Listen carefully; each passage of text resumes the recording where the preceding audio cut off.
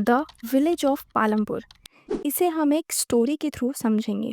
पालमपुर एक hypothetical village है, यानी एक इमेजिनरी विलेज है जो एक्चुअल में एग्जिस्ट नहीं करता। जिसके 3 किलोमीटर की दूरी पर ही एक और विलेज है जो कि रायगंज और शाहपुर है, जो कि इसकी नेबरिंग विलेज आप कह सकते हैं। ठीक है, इस विलेज में बहुत अच्छी अच्छी फैसिलिटीज़ हैं, जैसे कि इलेक्ट्रिसिटी है एग्रीकल्चर के लिए, यानी यहाँ पे 2 प्राइमरी स्कूल्स हैं और 1 हाई स्कूल है।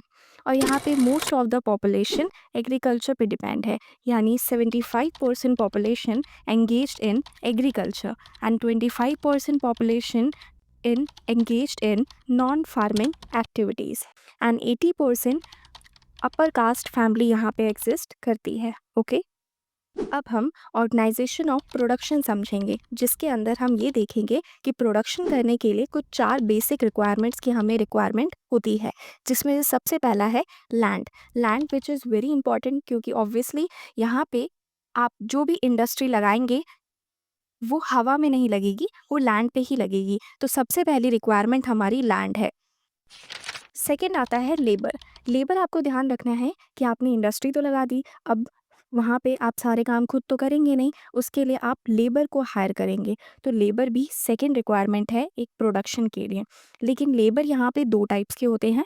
First is skilled labour, they have their knowledge and experience, जिन्हें अपने काम की प्रॉपर नॉलेज होती है और उन्हें एक्सपीरियंस भी होता है, तो उसे स्किल्ड लेबर कहा जाएगा। And second is unskilled labour, they don't have any experience and knowledge about their work, यानी यहाँ पे उन्हें ज़्यादा, मतलब एक तरीके से आप इसमें ये बोल सकते हैं कि ये फ्रेशर हैं, ये इन्हें एक्सपीरियंस नहीं कहा जा सकता। तो लेबर की भी हमें रिक्वायरमेंट पड़ती है। थर्ड आता है कैपिटल।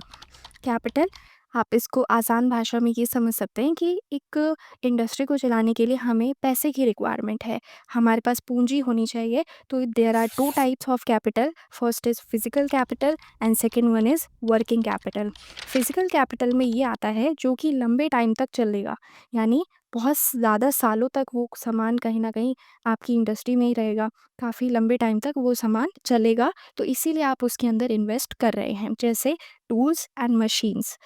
अब हम बात करते हैं वर्किंग कैपिटल।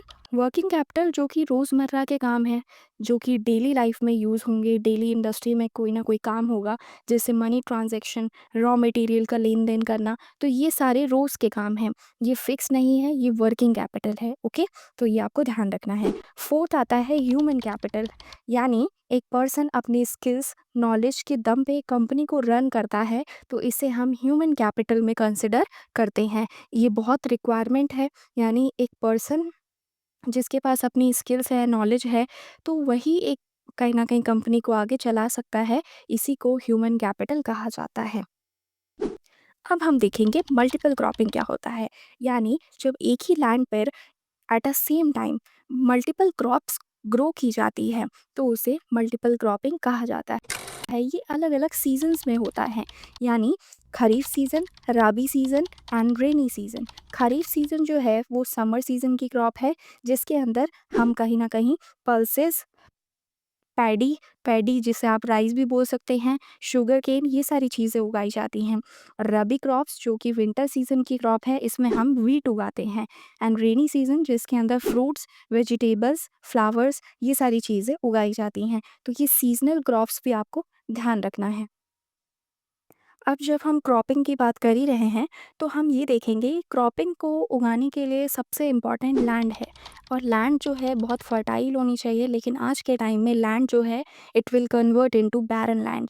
आज की लैंड जो है वो कहीं ना कहीं बंजर भूमि में कन्वर्ट हो गई है, बिकॉज ऑफ केमिकल्स यूजिंग, ये सारी चीज़ों की वजह से हमारी जो लैंड है वो ख़राब होती जा रही है।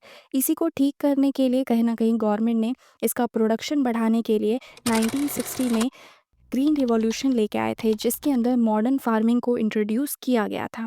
इसमें हम देखते हैं कि मॉडर्न फार्मिंग में होता क्या है। मॉडर्न फार्मिंग में HYV सीड्स का यूज़ होता है, फर्टिलाइजर्स का यूज़ किया जाता है एंड इरिगेशन। इरिगेशन में आपको ध्यान रखना है, जिसमें हम 2 टाइप्स के इरिगेशन को इस्तेमाल करते हैं। First is sprinkle system and second one is drip system. ये न्यू मेथड्स ऑफ इरिगेशन है जो कि आपके प्रोडक्शन को बहुत अच्छा बना देगा। और इसके अंदर हम पेस्टिसाइड्स भी यूज़ करते हैं, कैनाल्स का यूज़ करेंगे, इलेक्ट्रिसिटी का यूज़ करते हैं, जिससे कि इस मॉडर्न फार्मिंग के ज़रिए एक जो प्रोडक्शन है, एग्रीकल्चर है, वो काफ़ी ज़्यादा कहीं न कहीं बढ़ जाता है। लेकिन ग्रीन रिवॉल्यूशन का जो इम्पैक्ट है वो सिर्फ़ कुछ ही स्टेट्स में पड़ा था। इसका जो इम्पैक्ट है वो सिर्फ़ यूपी, पंजाब, हरियाणा, वेस्ट बंगाल ये सारे स्टेट्स में ही देखने को मिला। तो आपको ये चीज़ ध्यान रखनी है कि ग्रीन रिवॉल्यूशन का इम्पैक्ट पूरे इंडिया में देखने को नहीं मिला है।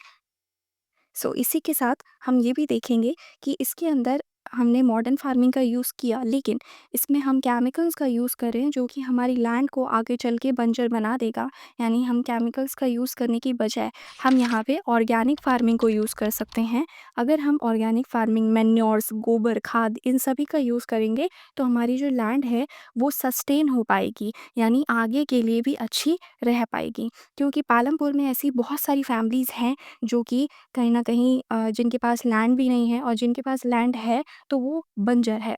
तो इसी को सुधारने के लिए हमें ऑर्गेनिक फार्मिंग को बढ़ावा देना चाहिए। अब हम फैमिलीज़ की बात कर रहे हैं तो हम यहाँ ये भी देख लेते हैं कि यहाँ पे 240 फैमिलीज़ जिनके पास 2 हेक्टेयर लैंड है, ठीक है? और कुछ ऐसी भी फैमिलीज़ हैं जिनके पास 1 हेक्टेयर से भी कम लैंड है, एंड अदर जो कि लैंडलेस हैं। यानी जो लैंडलेस हैं वो ऑब्वियसली किसी और के लैंड पे जाके लेबर करते हैं, काम करते हैं, और उन्हें कहीं न कहीं दिन का पैसा मिलता है या महीने के पैसे पे किए जाते हैं।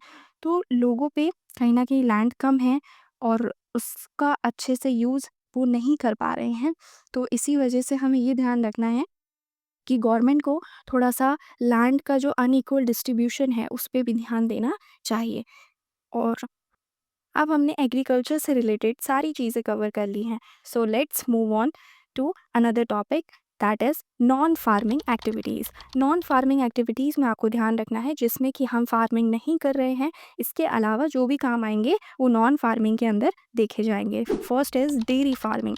डेयरी फार्मिंग में आपको ये ध्यान रखना है कि यहाँ पे पशुओं को पाला जाता है रूरल एरियाज़ में, और पालमपुर के अंदर वहाँ पे ये सब काम किए जा रहे हैं। जैसे गाय भैंस पाल लिया और उससे जो भी उन्हें मिल्क का प्रोडक्शन प्राप्त हो रहा है उसको वो मार्केट में जाके ट्रेड कर देते हैं। सो इसी को डेयरी फार्मिंग में या डेयरी प्रोडक्शन में कंसिडर किया जाएगा। Second is shopkeeper. यानी कुछ लोग ऐसे भी हैं पालमपुर के अंदर जो कि दुकान चलाते हैं। वो अपनी दुकान के ही थ्रू कहीं न कहीं अपना रेवेन्यू इकट्ठा कर रहे हैं।